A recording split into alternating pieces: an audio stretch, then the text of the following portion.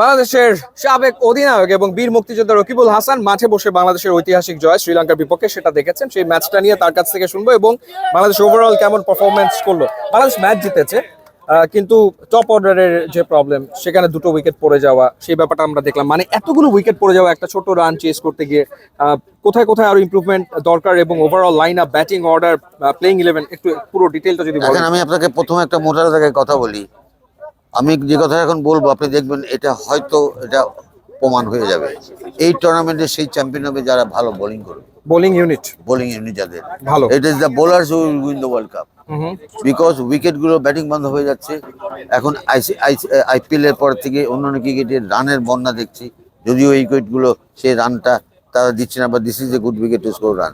But the team that will have more effective bowlers যাদের থাকবে এবং তারা যদি তাদের প্ল্যান মতো বল করতে পারে তো তাদের একটা অ্যাডভান্টেজ থাকবে। আজকের ম্যাচেও তাই দেখেন, আমাদের বোলারাই কিন্তু ম্যাচটাকে আমাদেরকে রান রেখেছে। They have done a fantastic job. 125-24-এর মধ্যে একটা টিমকে আটকে দেওয়া। তারপরে যেটা হলো, যেটা আপনি মাত্র বললেন, ইট ইজ এখন সেখান থেকে আমরা বেরোতে পারলাম না, এখনো বেরোতে পারলাম না, যে টপ অর্ডারে আমরা রান পাচ্ছি না। একটা ভালো জিনিস একদম স্ট্রেট ফরওয়ার্ড আমরা যদি বলি, যেভাবে ব্যাটিং অর্ডার সাজানো, তানজিদ তামিমের সাথে সৌম্য ওপেন করছে, নাম্বার 3 তে লিটন কুমার দাস, নাম্বার 4 এ নাজমুল শান্ত, এরপরে গিয়ে তাওহিদ হৃদয় বা সাকিব আল হাসান। এই যে ব্যাটিং অর্ডার, এইখানে কোনো সাফল্যের প্রয়োজন আপনি দেখেন কিনা? কারণ হচ্ছে যে কয়েকজন তো ডেফিনেটলি অফ ফর্মে। আমি মনে করি মাহমুদুল্লাহ রিয়াদ আরেকটু উপরে খেলা উচিত, তাকে আসা উচিত। Shakib Al Hasan unfortunately is totally out of shot, না বোলিং না ব্যাটিং।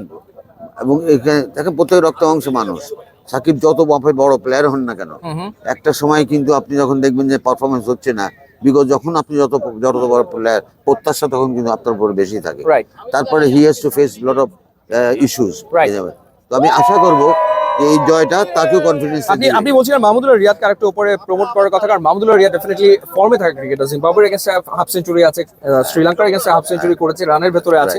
একই কথা প্রযোজ্য তাওহিদ হৃদয়ের ক্ষেত্রে, তাওহিদ হৃদয়ও মোটামুটি রানের ভেতরে থাকা। সো 1, 2, 3, 4 এবং পাওয়ার প্লেতে 3 উইকেট বা 2 উইকেট পড়ে যাওয়া প্রতিনিয়ত। আজকে বাংলাদেশ একটা ছোট্ট রান চেস করেছে বলে জিতেছে, কিন্তু বড় রান চেস করতে গেলে আপনি পাওয়ার প্লেতে যদি 3 উইকেট হারিয়ে ফেলেন, রান যদি না আসে, এই জায়গাটাতে আসলে সফল কি হতে পারে? দেখেন তাওহিদ হৃদয়ের কথা বললেন, he is a game changer. Right, He's young. 200 strike রেটে আজকে ব্যাট করলো। He's a game changer. He's young. Leave him alone.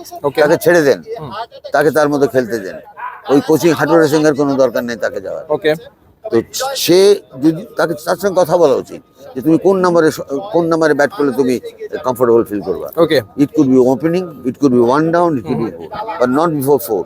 It should be there, because এখন কিন্তু ফিয়ারলেস ক্রিকেট খেলতে হবে এই ওয়ার্ল্ড কাপে। ফিয়ারলেস ক্রিকেট খেলার মতো ওরকম ব্যাটার আমাদের কাছে ওই একজন আছে। He is a very good 6 seater এবং সে খুব পজিটিভ একটা অ্যাপ্রোচ নিয়ে খেলতে থাকে। তো আমি মনে করি ওটা তাকে ওইভাবে ছেড়ে দেওয়া উচিত, নাম্বার 1। নাম্বার 2, ব্যাটিং অর্ডারে যে আমি বললাম মাহমুদুল্লাহ রিয়াদের কথা উপর আনতে হবে।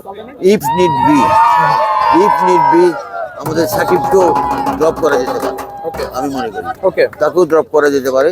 এই জন্য সে, বিকজ এটা তার ভালো হবে, বিকজ সে বাইরে বসে একটা খেলা দেখুক, let him relax. Nobody is god in cricket. ক্রিকেটে কেউ খোদা নাই। যত বড় বড় প্লেয়াররাও কিন্তু দেখা যায় একটা সময় একটা খারাপ কিছুর মধ্যে পড়ে যায়। আচ্ছা, লিটন দাসের ব্যাটিং দেখেন, যে পরিমাণ সমালোচনা হচ্ছে, আমাদের ক্যাপ্টেনেরও একই অবস্থা। হয়তো ক্যাপ্টেন একটা ইনিংসে আশায় বসে আছেন, আমি আশা করি সেই ইনিংসে সে পেয়ে যাবে ওই 2টা ম্যাচের থেকে। যদি আমরা কোয়ালিফাই করি তো খুবই ভালো, but Liton has played superlative.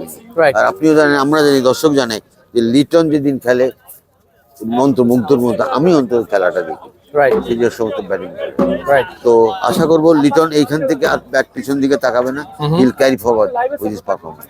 Rakibul Hasan, আপনাকে অসংখ্য ধন্যবাদ। আপনার কাছ থেকে আমরা শুনছিলাম রাইট। সো বাংলাদেশ এই ম্যাচটা জিতেছে মূলত বোলারদের পারফরমেন্সের কারণে, বাট বড় রানও কোনো ম্যাচে লাগবে এবং তখন আসলে টপ অর্ডারে পারফর্ম করাটা খুব জরুরি। সুতরাং ওই দুশ্চিন্তা থেকে যাচ্ছে যে টপ অর্ডার রান করছেন, স্পেশালি 1, 2, 3, 4, কিভাবে ওখান থেকে বেরিয়ে আসা যায় সেটা সমাধান বাংলাদেশকে খুঁজতে হবে। যারা এতক্ষণ সাথে ছিলেন তাদেরকে অসংখ্য ধন্যবাদ।